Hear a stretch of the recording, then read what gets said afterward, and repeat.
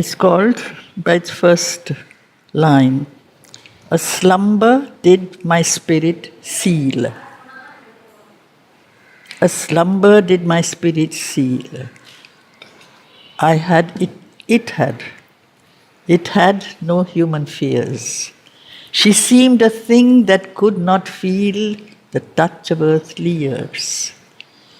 No motion has she now, no force. She neither hears nor sees. Rolled around in earth's diurnal course, with rocks and stones and trees." He discusses this poem where he says that he has identified himself with the universal force that is there in all nature, in creation. He's no longer a person. It's very few, because English poetry has a great deal of romanticism, but true spiritual or psychic experiences are extremely rare. But this is one of them. Shelley has one, he has one, but otherwise it's very beautiful. But to have this, they go beyond into the universal consciousness. He's gone beyond himself. That's why when she says, "I had no human fears," I think it's an error. It had. That's why the spirit is feminine here. So shall we start? This is the aspiration of the earth he's talking about on page 52. What we knowingly or unknowingly ask for: a mind unvisited by illusion's gleams, a will expressive of soul's deity, a strength not forced to stumble by its speed, a joy that drags not sorrow as its shade. Because this is what we always have. We ask for joy, we ask for strength, we ask for life, but they are always accompanied by the opposite. This is why earth is always unhappy. For these she yearns and feels them destined hers. But deep within we know that this is what we are here for. Not for the aspect of failure and death and loss, which seems to be always around our lives. This perfection is what is really the earthly existence, which is a projection of the divine consciousness. Earth is a projection of the divine. Then why is there the undivine? Such a powerful presence of that which cancels the divine perfection. Heaven's privilege she claims as her own right. It is our inheritance. We are children of God, and why are we not like Him? Not yet. Just is her claim. And she says this claim that man has for God, for light, for immortality, for bliss, is just. It is not folly. It is an absolute perfection that we really want. Just is her claim, the all-witnessing gods approve. They know it will manifest itself somewhere, someday. The gods live in immortality, in eternity. So they see how in the end this will be the final fulfillment. We have not arrived at the end of our journey. And so there is every forward step is accompanied by a backward pull. So just is her claim, the all-witnessing gods approve, clear in a greater light than reason owns. This claim is not reasonable because we have never lived forever. We have never lived without pain, without loss, without error. But, as he says, it is a just claim. This is our inheritance. They approve, but the gods live in eternity. They can see the final purpose. We see the immediate state. and say these things cannot be, they have never been.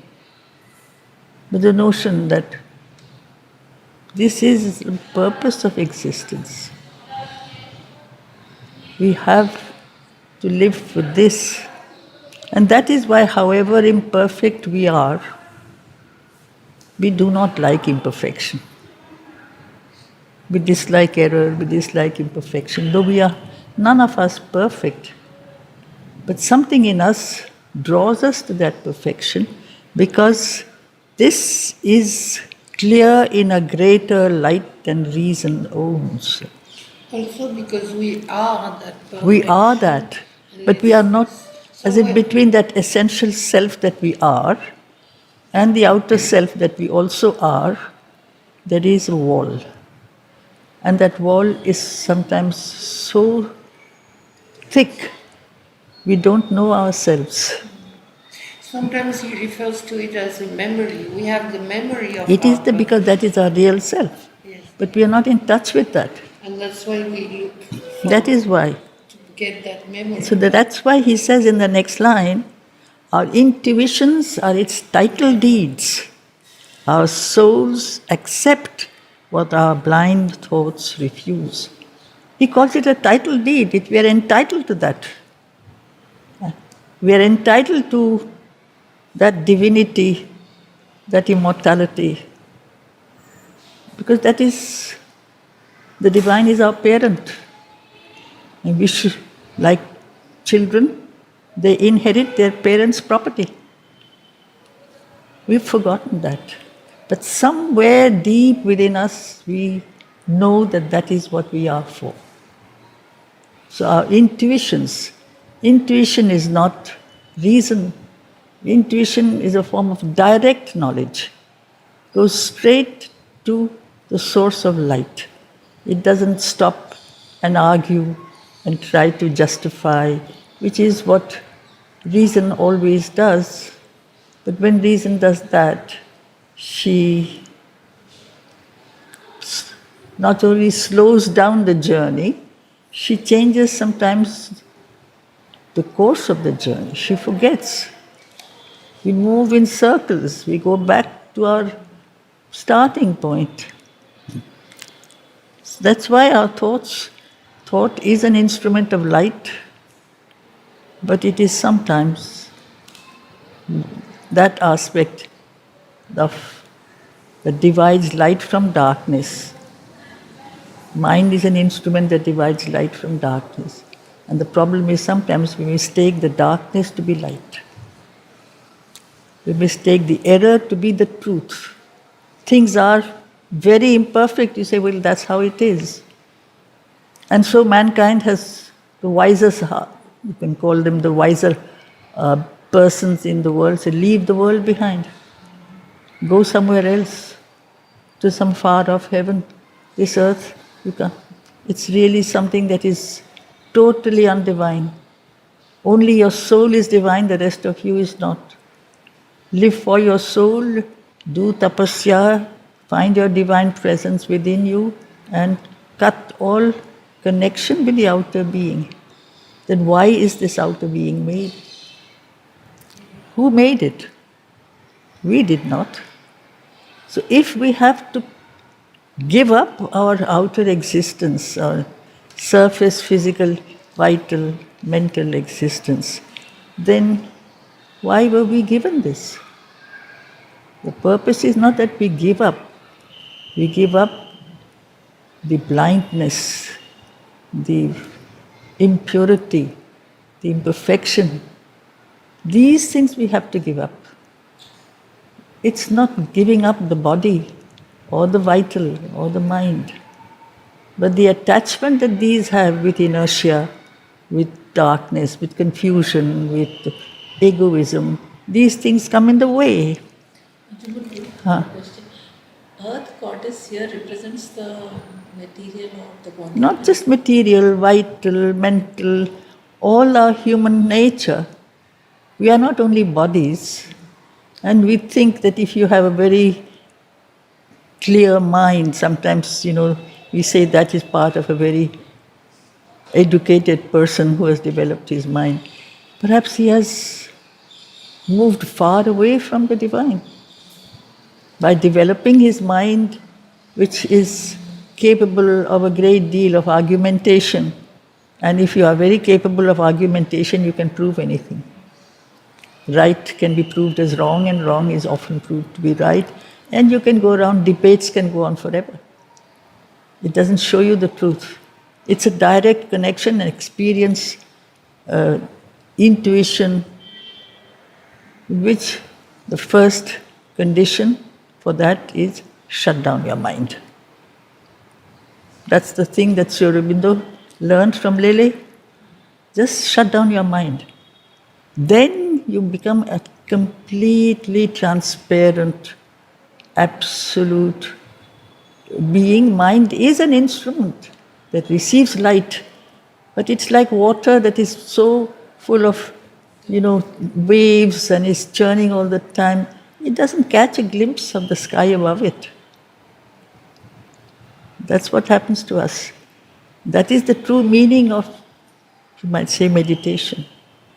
To be absolutely quiet inside.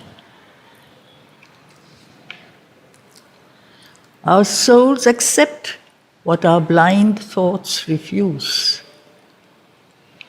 Earth's winged chimeras are truth's steeds in heaven. That's exactly the word. Chimera is impossible, you say. You don't have winged horses. So the Greeks called that some kind of a monster. But he says, they are the true ones. These horses which are embodiments of energy, of power, of speed, and they know, if they are steeds of truth, they know exactly the goal. As if they just fly towards that goal. The impossible, God's sign of things to be. What the mind calls impossible is still there in some part of our being. We still want them, because that is the gift of the divine. You still dislike death in spite of all living beings dying all the time. But still, death is not something we like, we want. Why? Why don't we say this is normal? Why does it give us pain every time it happens? Because it is not normal. Something is not right about it. We have to change that. So that is God's sign of things to be someday. This will be. But few can look beyond the present state or overleap this matted hedge of sense. This is your physical, the dependence that we have in our physical nature. Your eyes, your ears, they hear the physical, they are in touch with the physical truths. But there are different kinds of eyesight. You can see not with your physical eyes. There is an inner vision. That is the true darshan. There is a deeper hearing. There is an ability to get in touch with things that are more than and other than material. But these senses have become so dense, matted, they block our vision. So we rely on what we can see and touch and smell and taste and hear. And you say, this is true, the rest is all, how do I know it's not an imagination? You have a vision, you say, but you're not sure whether it's a genuine spiritual experience or is it a fairy tale or an imagination. By the way, the fairy tales are always full of spiritual truths. But that is another subject. But few, only few. Few, when it doesn't have an article, is almost like none. When you say a few, it's not so many. But few means none, actually. But few can look beyond the present state or overleap this matted hedge of sense. It blocks the vision. And I'm lying on the ground. This hedge of sense doesn't allow me to see the vast openings of sky and, as Wordsworth felt for a while, rocks and stones and trees and the whole play of the universal Leela. Because I live in this little kingdom of my physical being, which can touch only a few things, see only a few things, hear even less. So we're really imprisoned. We don't realize how imprisoned we are. We love freedom. God, light, freedom, immortality. We don't know what it means. Freedom is freedom from ignorance, freedom from ego, freedom from unconsciousness. All that transpires on earth and all beyond are parts of an illimitable plan the one keeps in his heart and knows alone. And that is why, if I can become the one, that is the final goal, then I know the entire purpose. It's like entering into the heart of the poet who has had the vision, and then I say, this is the reason why the divine is a poet. He wanted to create the manifestation of himself. The artist creates himself in his work. And here, the universe is himself. It's not a means of expressing himself. It's not just the background or the framework of his being. It is his being. Matter is he. Life is he. Mind is he. There is nothing that is not he. It's not the backdrop of our nature. It is our nature. But few can see this matted hedge of sense. All that transpires, that which eventually expresses itself finally on earth and all beyond, all the worlds are here. In each smallest atom, the entire universe is present, in all its different planes and existences. The infinite is infinitely small as well. The infinitely small is infinite too. We are infinitely small. Therefore, we are essentially infinite too. But we've forgotten that. So the whole problem is oblivion, which is another way of saying ignorance. And that's why in one of Mother's answers to a person who had asked about what is evil, she had said, evil does not exist. The original evil, the only evil is ignorance. Le mal n'existe pas. The only evil is ignorance. And we are so attached to this ignorance. Because if suddenly my ignorance were taken away from me, I wouldn't be me. I'd be completely terrified.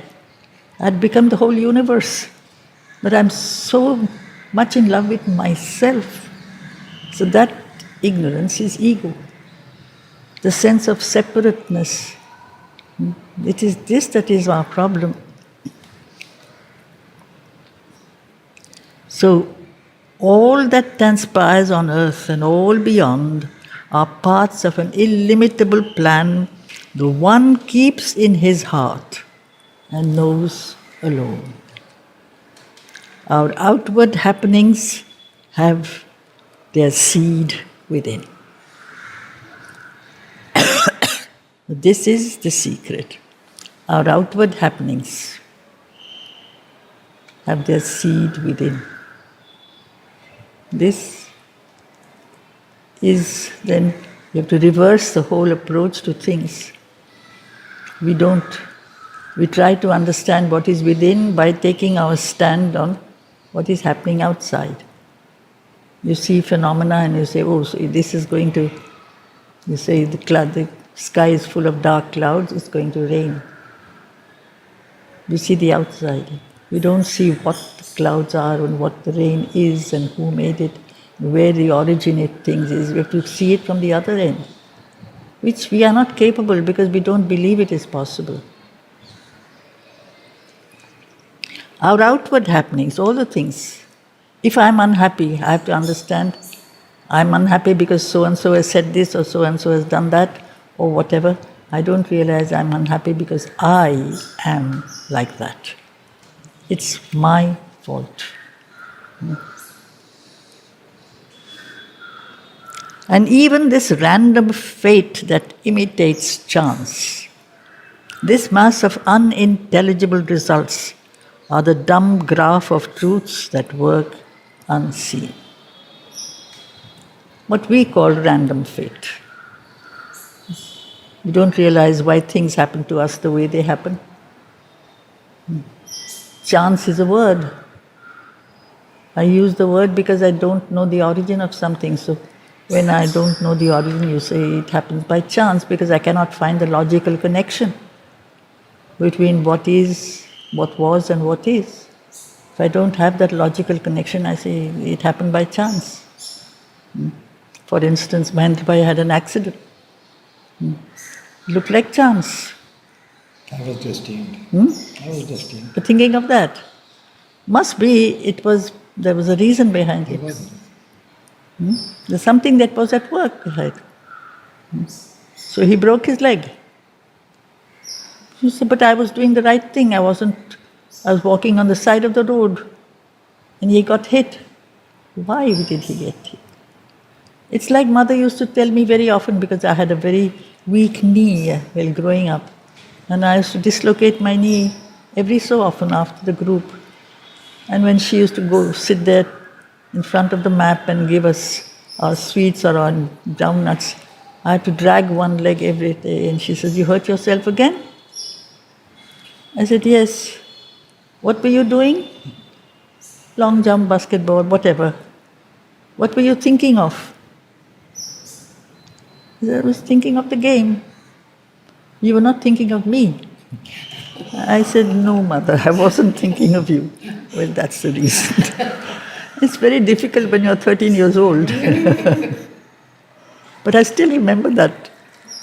I said, but how to think of you when I think of how to play a game? He said, but you have a minute of concentration before you start, don't you? Call for the protection and then stay. It will always be there with you. But you have to call in all sincerity. Totally concentrate. Center yourself on that. And then no harm can come to you. That is the great blessing. So that is the reason why our outward happenings are often so, in a sense, unpleasant. Or maybe they are not. Maybe they are reminders that we have to turn within. Then we can be spared many difficulties. Things happen, we blame the other person. We don't blame ourselves. We don't have to blame anybody. We have to see the conditions of our own consciousness, of the surrounding consciousness in which we find ourselves. All these have their play. It's always a play of different forces. So, and even this random fate that imitates chance, this mass of unintelligible results, which is difficult to understand, unintelligible, cannot be understood, are the dumb graph of truths that work unseen. The forces are at work behind the screen, behind the forces. Even the fall and the suffering is perhaps ultimately a grace.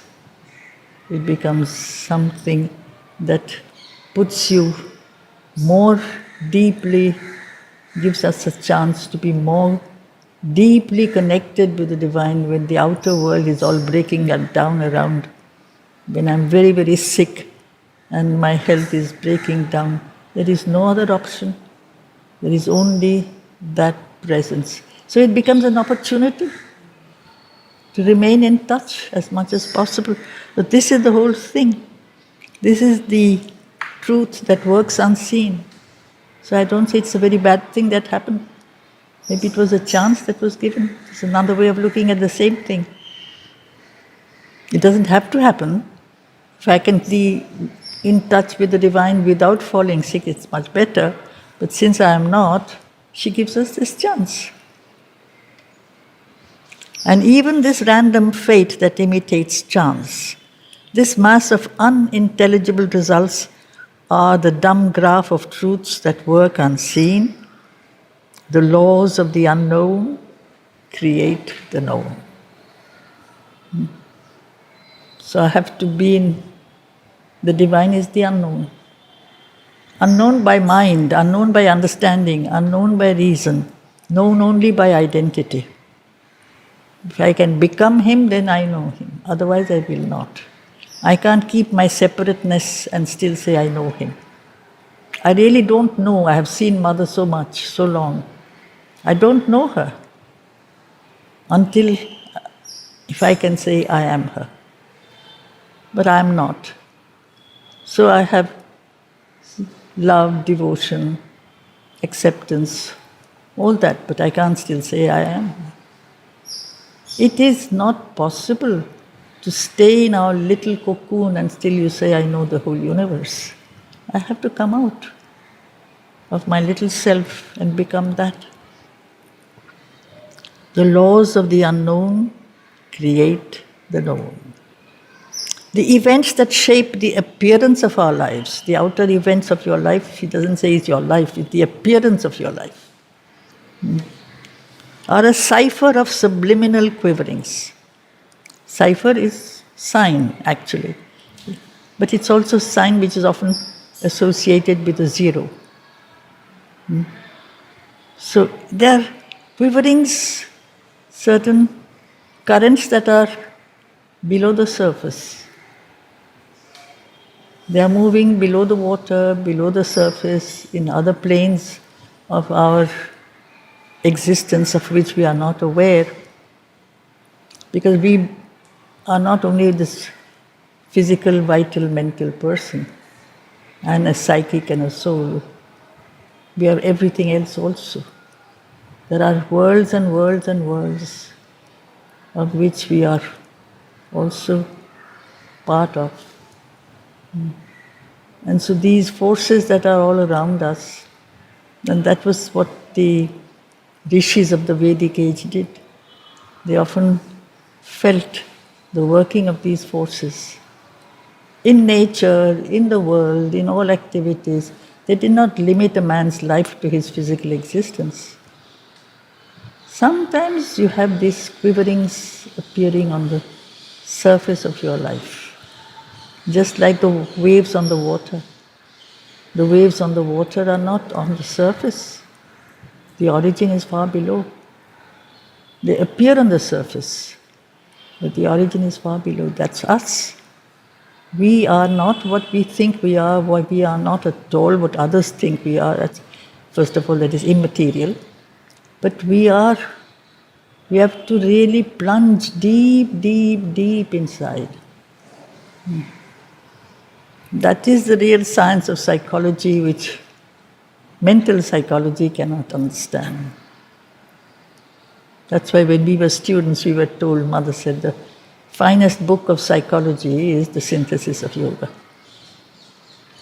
That's where you have to get to know the whole being. That's what we were taught in the higher course in the first year. This is the synthesis, it's the integral psychology. Takes into itself the whole universal plan.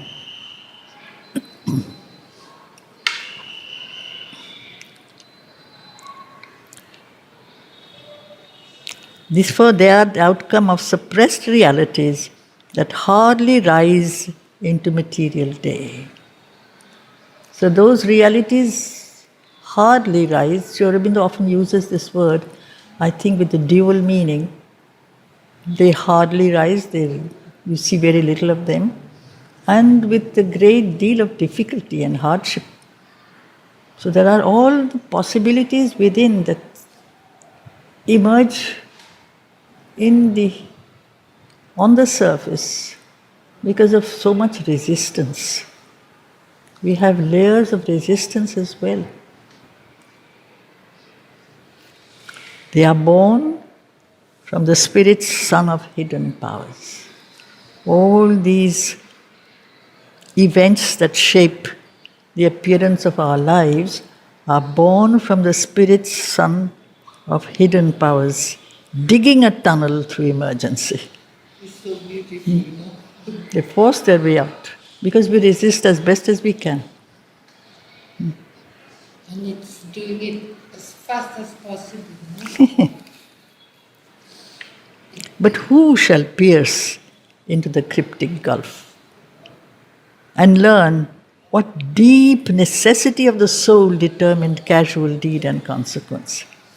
So even these, what we call random fate, is actually a necessity of the soul. But what is that necessity? You have to know the soul. You have to first be in touch with that. Otherwise, we are not aware of why we are going through certain things and not other things. So, Here, tunnel through emergency. What does emergency? sorry? This line, digging of a tunnel through emergency. What does emergency exactly mean? Forcing itself out. It has to find a Emergency, so for us, strikes emergency. tunnel. Huh?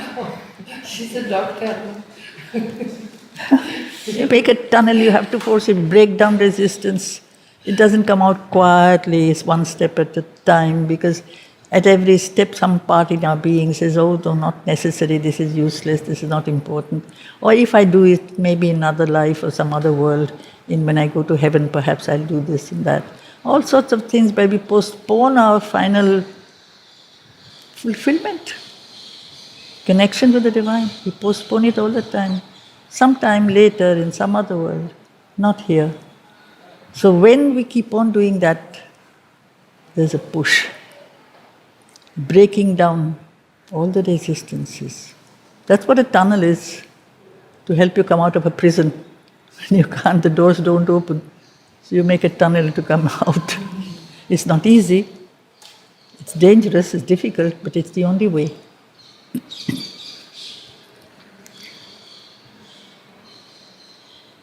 But who shall pierce into the cryptic gulf and learn what deep necessity of the soul determined casual deed and consequence? Absorbed in a routine of daily acts, our eyes are fixed on an external scene. That is the reason why we are concerned only with the surface. It has taken up so much of our time, our energy, the surface life. We don't give ourselves time. We are much more than this surface being. But the surface existence takes up a lot of time, a lot of our energy. And so if there is that's one part of Mother's talk where she speaks of a dream, that she says, I want to create a place where people can pursue an inner life, because the outer life takes up and satisfy its conditions and its needs, takes up so much of our time that there is sometimes very little time left or energy left for what is not visible. But from deep within there is a need, the need for perfection. But we get so tired. When we go to sleep, we sleep perhaps thinking, I will get in touch with that inner presence. But soon enough we go back into the inconscient, an inertia. It is so heavy.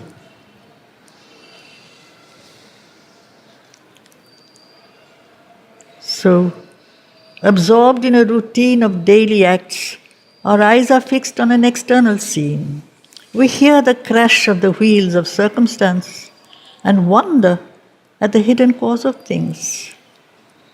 This is the surface human mind and nature. Yet, a foreseeing knowledge might be ours. It can be.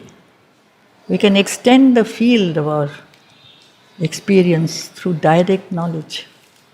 It's not with the help of mind. Direct knowledge is experience. If we could take our spirit's stand within, not stand outside and look at the world from the outside, stand on the inside and become part of the truth within. If we put it so simply, but it is a whole sadhana of a lifetime, to take our stand, our spirits within. If we could take our spirits stand within, if we could hear the muffled demon voice, the demon with a D-A-E is the spirit in Greek. It's not the demon, the other aspect. There is an inner being, there is an inner spirit. But that voice is strong, but we are so deaf. We have turned our attention away, but it is always there. Too seldom is the shadow of what must come cast in an instant on the secret sense, that secret hearing, the secret seeing, the deeper contact. This is what is the secret sense. Not this physical existence, but there is a subtle physical existence. There is a spiritual existence. There is a psychic existence. We have all these planes in our being with which we have absolutely no connection, which feels the shock of the invisible, you see. The secret sense feels the shock. It's a direct touch of that which does not have a form. And you say, I've seen it, I've felt it. Mind will say, no such thing.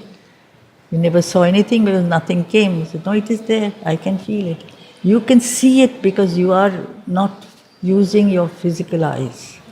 The physical eyes are for the physical world. The spiritual eyes are for the spiritual world. But our reliance on the physical and the external has become so strong that the inner planes are often considered to be not there, all made up. And seldom in the few who answer give, the mighty process of the cosmic will communicates its image to our sight, identifying the world's mind with ours. Our range is fixed, this is the reason, this is the problem. Our range is fixed within the crowded arc of what we observe and touch and thought can guess, because thought is never certain of what it has finally come, because it doesn't have, it has many things, but one thing it doesn't have, which the body has, the vital has, it is not capable of a direct experience. It takes up some form of experience and analyzes it. But itself it cannot experience. You have to go beyond thought, to vision or intuition, but some kind of insight. But thought, reasoning, is incapable of experiencing something. And the only thing thought really wants is certitude. The only thing it doesn't have is certitude. It's always doubtful. This seems like this, if I see it from this angle, something is like this. You see it from the opposite angle, it looks very different. And so debates are endless. You can go on quarreling or arguing about something forever, because we see things from different standpoints. Because our range is fixed within the crowded arc of what we observe and touch and thought can guess. And rarely dawns the light of the unknown, waking in us the prophet and the seer. This is what the prophet is, the seer is, in whom the light of other truths, unknown to mind, come and reveal themselves. Okay? Should we stop here? No? If you ask, I say no. Absolutely, she's right. keep going. That's the, We can only be grateful that you're still taking No, I'm fine. I'm not tired. I'm not tired at all. And that's more important. The outward, why is it that the prophet and the seer are there in all of us, but they stay dormant? It's not that the prophet is an exceptional being. The prophet is ourselves. But that part of ourselves we do not permit to wake up. It stays asleep. We keep it down. Therefore, he says, waking in us, the prophet and the seer. The seer is one who is, the real meaning of the word kavi in Sanskrit is seer. Huh? It's just seer. He doesn't invent, he doesn't create, he doesn't imagine. That's the poet. He sees. He sees. That's why the Vedic rishis didn't call themselves rishis. They were seers. Seers and hearers of the truth. They just transmitted what they saw.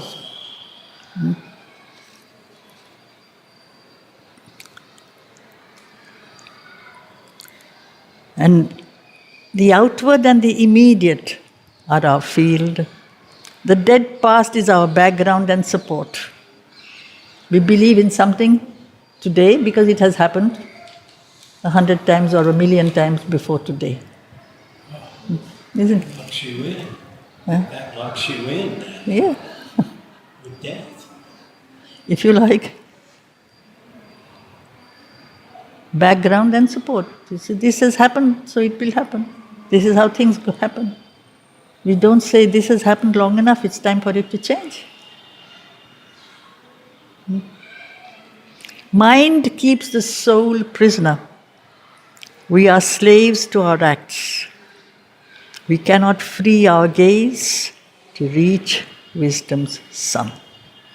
Wisdom, therefore, does not belong to mind. Wisdom belongs to the world of sight, direct contact with the truth.